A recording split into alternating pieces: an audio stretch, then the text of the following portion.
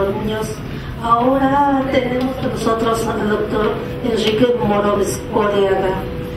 Él es Premio Nacional de los Derechos Humanos 2009 por parte de la Comisión Nacional de los Derechos Humanos, nacido en San Diego, California, hijo de padres mexicanos, que merecedor de una beca de la Universidad de San Diego, California, concluyó la licenciatura en Mercadotecnia Internacional y luego la maestría en Liderazgo Ejecutivo. Fundador y presidente de la Casa México en el Parque Balboa de San Diego, espacio dedicado a promover el arte, la cultura y la historia de México. También fue fundador y director de la Comisión Mexicana de Asuntos Fronterizos, creado para asesorar al gobierno mexicano sobre la condición de las y formas eficaces de ayudar a los mexicanos en el exterior. Quizá la obra que le presentó como incansable defensor de los derechos humanos es la organización caritativa Ángeles de la Frontera, que aglutina voluntarios dedicados a salvar vidas. El doctor Morones, sea usted bienvenido. Muchas gracias y buenas tardes. Muchas gracias, este bellísimo estado de Hidalgo,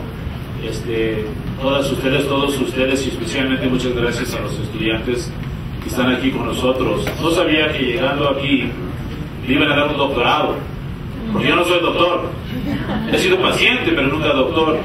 Entonces, no soy doctor, pero con mucho gusto me voy a llevar esto para enseñarle a mi mamá y mi papá, que todavía no saben lo que hago. Entonces, si no agradecida, pues a lo menos sea el doctor.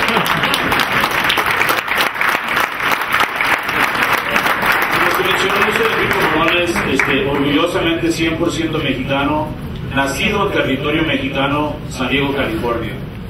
Yo empecé esta organización Ángeles de la Frontera hace 26 años. Quiero platicar brevemente de Ángeles de la Frontera, la realidad de la frontera y cómo va la situación de los migrantes el día de hoy. 20 minutos y luego pasa al compañero y esperamos que después preguntas y ojalá que respuestas a esas preguntas. Ángeles de la Frontera inició porque hace 26 años una amiga mía del gran país de El Salvador me dijo: Enrique, tú que vives en San Diego, donde naciste, seguido llevas cosas a Tijuana, que es enfrente de San Diego, cruzando la frontera, a gente que es más necesitada. Pues qué bueno, pero ¿qué tal la gente necesitada en San Diego? Y le dije a mi amiga Yolanda, pues mi familia es necesitada, nosotros somos una familia humilde y vivimos en un barrio humilde de San Diego. Y me dijo, no, pero yo, Yolanda, vivo en un barrio muy rico de San Diego, en el norte del condado de San Diego. Y hay migrantes también, pero viven en las barrancas. Y dije, ¿cómo que viven en las barrancas? Esto era 1986. Entonces empecé a ir a esas barrancas y no podía creer que había niños y niñas y familias enteras viviendo en esas barrancas. Y ellos cruzaron al norte, como gente cruza fronteras todos los días por todo el mundo, buscando una mejor oportunidad. En este momento hay 250 millones de migrantes viviendo en países que no son los suyos. 250 millones. La gran mayoría no están en Estados Unidos. Es lo que Estados Unidos trata de convencerte que todos están entrando a Estados Unidos. Pero no es que es Estados Unidos, es que van a donde hay oportunidad. Si soy de América del Sur, posiblemente voy a Brasil. Si soy de África, posiblemente a Europa. De Asia, a otra parte de Asia. De México a Estados Unidos. No todos, pero los que sí se van. Entonces entro a las barrancas, veo lo que está pasando y dije, ¿cómo es posible? Y así es como nace Ángeles de la Frontera. Empezamos a ir a las barrancas a darle apoyo a nuestras hermanas y hermanos migrantes. Todo eso cambia en los 90. En los 90 fue el único tiempo en mi vida que no viví en San Diego, siempre he vivido en Estados Unidos. Me cambio a Los Ángeles y había mucha tensión en Los Ángeles en ese entonces. La tensión que ahorita se siente en Arizona, en Alabama, en diferentes partes de Estados Unidos, por el perfil racial. Y todos los que estamos aquí en este salón hemos sido víctimas del perfil racial. Los que son blancos y de descendencia europea, el perfil racial ha sido positivo. Te dan el beneficio de la duda, te dan otra oportunidad. Pero los que somos de color, como la mayoría de nosotros, el perfil racial es negativo. Nuestros hermanos y hermanas indígenas, los que somos de raíces latinas.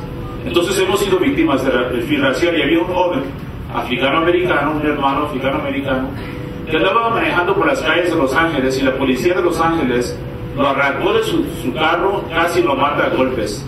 Él se llamaba Rodney King. Lo que fue raro de eso no fue que pasó ese incidente. Lo que fue raro es que se filmó. Todos tienen teléfonos con celulares y eso, pero en ese entonces no existía eso. Entonces todo el mundo lo vio. Y tuvimos en Los Ángeles una situación muy tensa, muy difícil.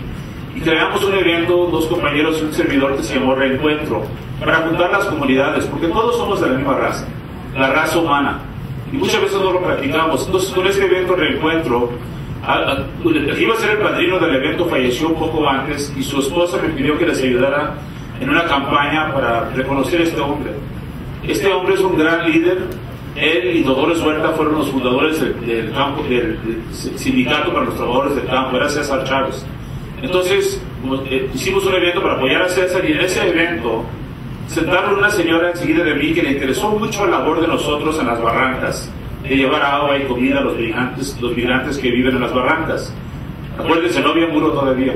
Entonces esa señora me dijo: Enrique, me interesa mucho lo que estás haciendo, ¿por qué no sabemos de eso? Y le dije: porque nosotros nomás queremos hacer la cosa correcta, no se trata de llevar atención.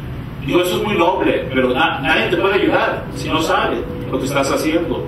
Mi marido era así, pero mi marido vino de una familia política y él tuvo que salir enfrente de todos, y lo hizo y lo asesinaron. Su marido era Bobby Kennedy. El hermano de Bobby Kennedy fue el presidente Kennedy. Bobby Kennedy iba a ser presidente y asesinaron a Bobby Kennedy en 1968, el mismo año que asesinaron al reverendo Martin Luther King. Entonces me convenció la señora Kennedy, Ethel Kennedy, de regresar a San Diego en 94. En 94 regresamos, y estando en San Diego en 1994, era un año clave para la situación de los migrantes hoy. En 1994 tuvimos una situación en que Estados Unidos, México y Canadá pasaron un tratado de libre comercio que permite comercio cruzar fronteras, pero gente no. Entonces el comercio cruza fronteras, la gente más necesitada no puede cruzar fronteras. Ya no puedo crecer mi café en Veracruz o mi maíz o mi chocolate y venderlo en mi querido México, porque el café, chocolate, maíz es más barato si viene de Estados Unidos. Entonces la gente que vivía en México empezó a ir al norte buscando oportunidad. Entonces una de las cosas que pasó en 1994, el Tratado de Libre Comercio. Alguien se para darnos nuestros derechos. No se vale lo que está pasando. Nosotros tenemos derechos también. El subcomandante Marcos, el movimiento zapatista. Eso pasó en 1994. En 1994, California pasó una ley que es la semilla de las leyes sexistas en Estados Unidos el día de hoy. La proposición 187. Esa proposición no permite a los hijos y hijas de personas que no tienen papeles ir a la escuela o recibir atención médica. ¿Qué culpa tienen los hijos que sus papás cruzaron sin papeles? Ni una culpa, pero los estaban castigando. Pasó la ley, pero igual como la ley de Arizona hoy, estuvo bloqueada. La bloquearon, era contra la Constitución, era racial, muy racial esa ley. Y la cuarta cosa que pasó en 1994, en los 80s, un presidente que ha causado mucho daño en el mundo, que se llama Ronald Reagan, él dijo: señor Gorbachev, tumba este muro. Pues en los 90s, el presidente de Estados Unidos y el Congreso republicano en ese entonces empezaron a crear un muro, el muro de la muerte, el muro que se llama la Operación Guardián, un muro entre San Diego y Tijuana. Ese muro ha causado más de 10,000 muertes. Ese muro, porque la gente que busca oportunidad económica, sencillamente quiere poner pan en su mesa, o quieren reunirse con su familiar, ya no pueden cruzar de ciudad a ciudad, tienen que cruzar en el desierto. Y se muere, en lugar de 1 o 2 personas por mes, 1 o 2 personas por día. Ustedes trabajan o están estudiando el tema de migración. Casi les puedo asegurar que si les preguntaba y me dieran, estamos hablando de 10,000 migrantes, el nombre de 5 migrantes que han muerto entre los 10,000, dudo que alguien me pueda dar 5 nombres, o 3, o posiblemente 1. Déjame darles unos nombres: Marco Antonio Villaseñor.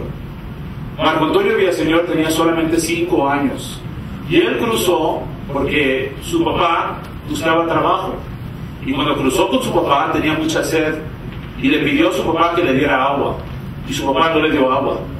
Tenía 5 años. Le pidió al próximo hombre y al próximo, y a 18 hombres, y uno de estos hombres le dio agua al niño. ¿Y por qué no? ya estaban muertos.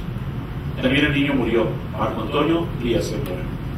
Pero no nomás cruzan porque buscan trabajo, porque quieren comer, también cruzan porque quieren estar con su familia, como Lucrecia Domínguez. Lucrecia Domínguez consigue un pollero, porque no pueden conseguir visas estas gentes, no hay visas para ellos, no hay visas.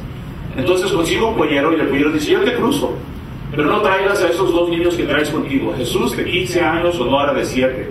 ¿Por qué no? Porque nos van a demorar y la migra nos va a agarrar. Pero el próximo día llega con sus 2 hijos, paga 1,500 por persona, ahora es 3 o 4 veces fácil por persona, nomás de cruzar del norte de Sonora a Arizona. Y cruzan con un grupo de migrantes, y mientras están cruzando, el pollero las abandona a Lucrecia y sus 2 hijos y se va con los demás de los migrantes. Y Lucrecia Domínguez literalmente muere en los brazos de Jesús, su hijo de 15 años. Esto está pasando todos los días. 10,000 seres humanos cruzando de México a Estados Unidos, no todos mexicanos. Y esto está pasando en otras fronteras, en otras partes del mundo. Entonces no es algo único, pero lo que sí es diferente es que Estados Unidos directamente está muy responsable por esta situación a los otros países. Cuando la gente vino de Europa a Estados Unidos no tiene nada que ver con la situación en Europa. Es más, los que sí vinieron de otras partes del mundo a Estados Unidos vinieron forzados, sus hermanos africanos. Estados Unidos tuvo mucho que ver con eso. Entonces no se vale que el país más poderoso en el mundo esté denunciando a otros países como nuestro querido México, como Colombia, Ecuador, Bolivia, Perú, etc., mientras ellos mismos no están terminando los derechos humanos.